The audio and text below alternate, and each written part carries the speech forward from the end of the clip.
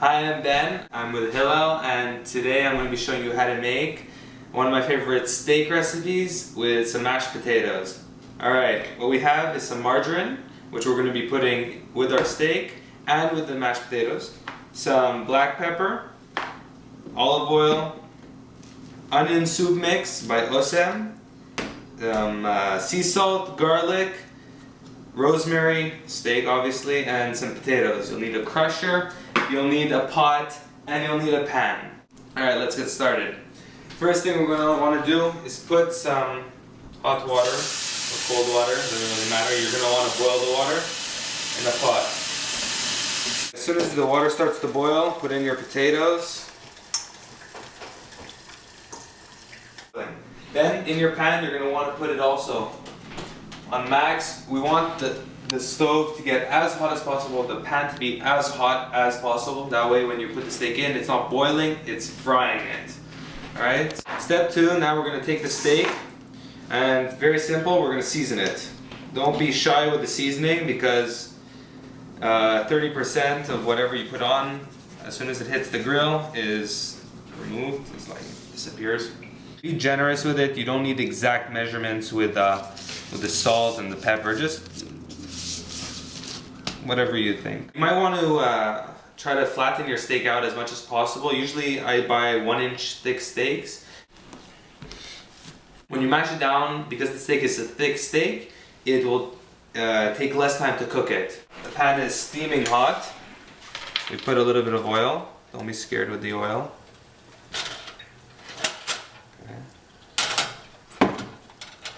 Give it a good 35-40 seconds. Now it's starting to steam. We want the steak to sizzle, to really fry, not to bake or to boil. Alright.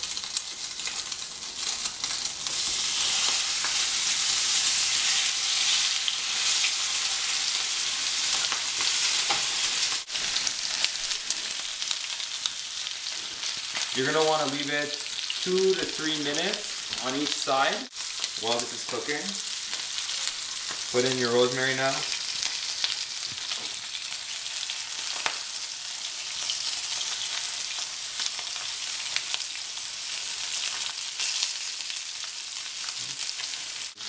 To me, I like to eat my steaks medium rare. A way to tell if it's cooked is a simple trick. You take your hand, lightly press your finger on your thumb, and you feel here.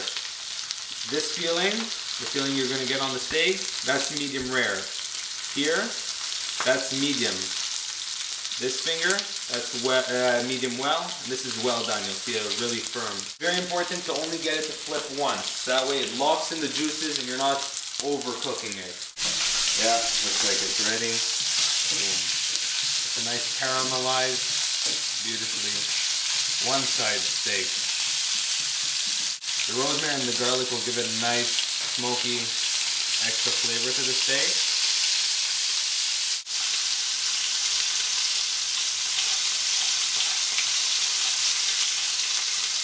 Then, take a nice amount of margarine. As soon as it's melted in there, just pour it onto the steak.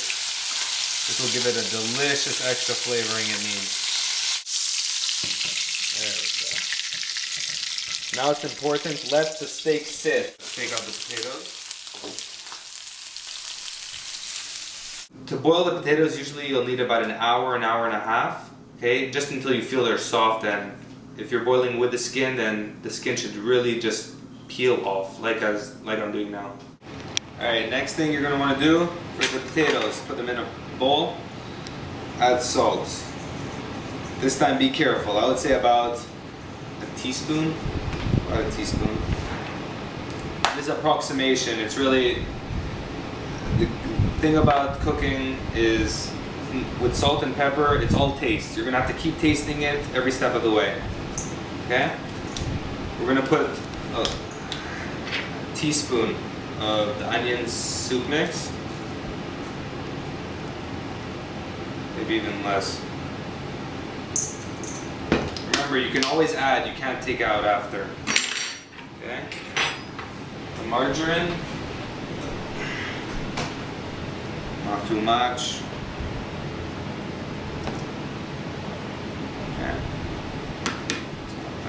And then, everyone's favorite part, mash.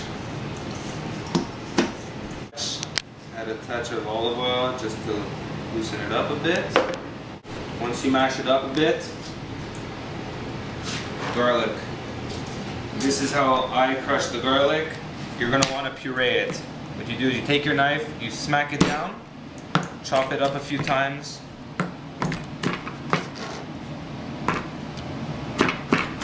Okay. Then you put it in a tilt. You put the knife in a tilt, you push down, and you just go like that. On the cutting board, you're going to want to puree it, not chop it up. Got a nice puree there. Add that in. That's one. We're gonna do two. And back to mash. The texture you want is not hard like the potato. You want like puree, like what you give a baby. That's what makes it good. Alright, taste. There we go. Alright, now I believe the steak rested enough. You can see those juices there.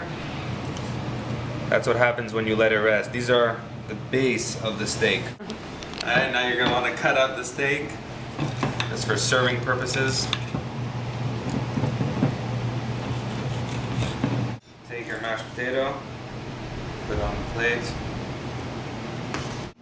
Take your steaks.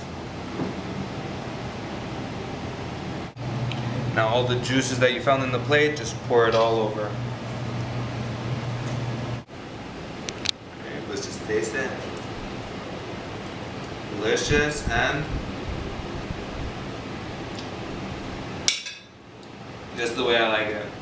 If you're also interested in cooking with Hillel, contact Carolyn or Tara at hillel.ca. Thank you.